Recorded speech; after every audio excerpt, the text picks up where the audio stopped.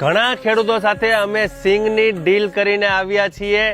એ સિંગ almost ઘણા લોકોની પલળી ગઈ છે, પણ એ બધા જ ખેડૂતને હું જણાવી દઉં છું કે તમારી સિંગ અમે કોરી સિંગના ભાવે ખરીદી લેશું, ભલે તમારી સિંગ પલળી ગઈ હોય. હવે આ સિંગ પલળી ગઈ છે એનાથી અમને ખાલી એટલું જ નુકસાન છે કે જે તેલ નીકળવાનું છે ને એમાં 12 થી 13% કે 15% જે પેરોટી છે પેરોટીથી તેલ ઓછું નીકળશે. પણ આ વર્ષે અમે નફો નુકસાન જોઈ લેશું.